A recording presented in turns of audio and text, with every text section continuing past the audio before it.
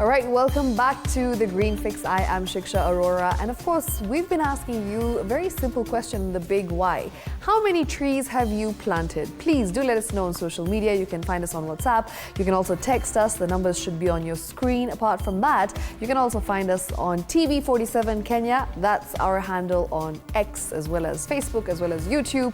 You can also find me, that's at Shiksha Arora, if you would like to message me and tell me how many trees you've proudly planted. I would absolutely love to know.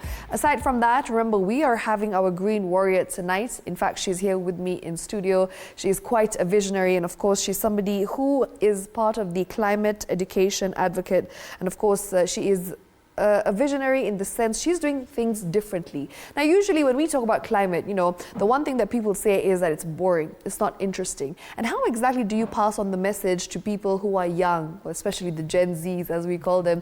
And of course, now there's a generation beta, and it goes on and on and on. So we're going to talk about how we create awareness, how we get them to understand what climate change is, and of course, get them to be advocates as well, and try and do their bit. So speaking of which, let's get directly to her. Her name is Bilha Luseka. I hope I said her name right this time round.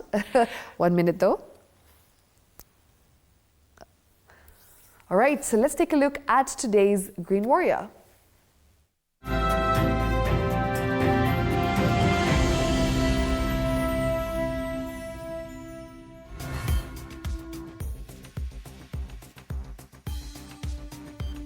All right, so tonight with me, my Green Warrior is the founder of the African Cool Kid movement, and she's leading a bold mission to make climate change and climate action accessible as well as exciting and relatable. And that's exactly what I was telling you. When it comes to this continent's youth, they like to do things differently. And that's why she has decided to do things differently as well. She is not your average climate advocate. She is not your cliche climate advocate. And I love that she's using creative storytelling to be a part of what she is and her mission. So let's get right into this conversation. Her name is Bilha Luseka. Welcome to Green Fix, and we're happy to host you. Thank you so much. I'm excited to be here. Likewise as well. So, you know, I'm just looking at your biography, and it's so impressive to see how you're doing things differently. You're very unique. You know, you're trying to make climate action, climate advocacy much more relatable, much more interesting. And I absolutely love that. So maybe you can tell us more about what you do. Okay, so my name is Bilha Luseka, as you've said. I am a zillennial. I like to think of myself as a zillennial, and the reason I say this is because I want for people to understand that I'm communicating to people I understand, a blend between millennials and Gen Zs. Okay. I'm a creative storyteller. My background is actually in TV. I used to be on the other side of the screen for a very long time, and a climate education advocate. I tackle climate education through creative storytelling. And the whole idea behind the African Cool Kid was, if you remember growing up in the late 2000s when we were 16, being a cool kid meant everything, you know? Right. Everybody wanted to be a cool kid. And so I thought, why not start a movement of African cool kids, but not just cool in the sense that, you know, we'd wear trendy clothes, but cool because we're literally trying to make the climate cooler. Okay. So again, engaging and relatable to young people, a name that young people can understand and engage with, so that we can just start making climate conversations a lot more relatable. And I like to use very interesting creative visuals to pass this message across and to kind of have these climate conversations. Right. So, Bilha, maybe you can tell me more about your time and, of course, the fact that you actually served as project coordinator for the National Geographic Kids Africa Initiative. And this is in an educational series that was filmed across the African continents. And, you know, the purpose, the sole purpose of this was to educate and empower children and also to foster the love for conservation. So how was that experience? And for you, why was that so important, especially when it comes to targeting kids in specific? Okay, so maybe just to take you back a bit. Yes. Why did I get into this to begin with? I was a journalist for the longest time. My work was to go out and tell stories. Yeah. And the changing point for me was the day I was sent out to do a story in Kibera during the 2022 floods. And we went onto the ground, and as usual, you pitch up your camera, you ask and interview people, and you ask them what happened here last night. Oh, I'm so sorry. But then one person, a young man with a child, actually, he was 16 and yet he had a child. And he came to me and asked me, so what is supposed to happen now? Now that we've lost our homes and our livelihoods, what's supposed to happen? And I thought to myself, you know what? I can't just tell stories anymore. I need to dig deeper. And understanding that climate change, as much as we like to blame the government for all our problems, government has not done proper drainage, government has not done this and that. The weather has been changing a great deal. So the drought and the floods that we've been experiencing are not normal. And so due to heavy rainfall, people have lost their livelihoods, people are losing their homes. We needed to do something about this kind of conversation. And that just kind of set me down the path of conservation and sustainability and climate change, with the first project I was a part of being the National Geographic Kids Africa. And while we were doing that project, it became very apparent that climate change is very complex. Because it's already complex for us as adults. So imagine trying to break down climate change to young children. It was a very enlightening year working with the National Geographic and just being able to try and break down these very complex subjects into very relatable conversations. And so I thought to myself, okay, if it's this difficult to break it down to us, so what happens to the everyday Kenyan who kind of doesn't understand what's happening around the world? And yet climate change is the 22nd century's biggest problem. So how can we change that and how can we fix that? So that kind of set me down the journey of creating climate content for young people. Amazing. And speaking of minority groups, I mean, the fact that you're also working with adolescent girls and of course women, and this is through the Bill and Melinda Gates Foundation, that's the Young Women and Climate Change Vodcast. And how is that for you? Because I mean, we do understand that sometimes you really need to empower the girl child. We keep talking about this, it's so important. The fact that you're working with children as well as working with young women and adolescent girls, I feel like these two groups, they're very specific. You have a niche and I love to see it. So what was your experience like working with these girls? Do you still work with them? What are some of the projects that you've done? Or maybe you can take me through something very exciting that you have managed to do, a milestone maybe in this journey so far. All right, okay, so let me unpack it in two phases. So here's the thing, climate change is affecting women the most, and it's going to affect children the most. Absolutely. If you look around, there's like... especially the generations to come. Yes, exactly. And climate change is not a tomorrow problem, it's a today problem, and that's what people need to understand. So first of all, Africa's youth population is the largest in the world, and therefore imagine just the possibilities there are in terms of impact if we start teaching them from a very young age how to live sustainably, which is why I'm a big believer in saying climate change should actually be taught in schools. This is because... As a subject? As a subject, yes. And not in the sciencey, chemistry kind of way, but in a relatable, practical way where young girls and young children across both boys and girls can learn how to live more sustainably, right? And so for me, it's becoming very important that young children, young women are the ones who are most impacted by climate change. Yes, absolutely. And therefore, why not empower them to not just understand climate change, but to also become advocates of climate change? So the Bill and Melinda Gates Climate Vodcast Project is an initiative that just basically empowers young women to lead climate conversation, and we teach them how to come up with their own podcast or vodcast and have these conversations on their own platforms. And we all know we live in a digital world. And right now, if you're not on social media, you're not on digital media, and you're not communicating the way digital media needs to be communicated, you're nowhere, right? You're not making the impact that is deserved. So we want as many young people as possible to be going onto TikTok, to be going onto Instagram, to start talking about climate change and sustainability. And so how can we ensure they do that? By giving them the right tools and skills in order for them to have these kind of conversations. So kids, imagine kids singing songs about sustainability and climate change. The minute they enter the workforce and become decision makers, what kind of decisions are they going to make? Likely decisions that are good for our planet. Yes. But then if we all wait for us to get into the workforce, and then climate change is this distant, difficult thing that is so complex, no change is going to, that no one understands, no change is going to be made. So in order for us to make the biggest impact, we need to target children, and we need to target young women.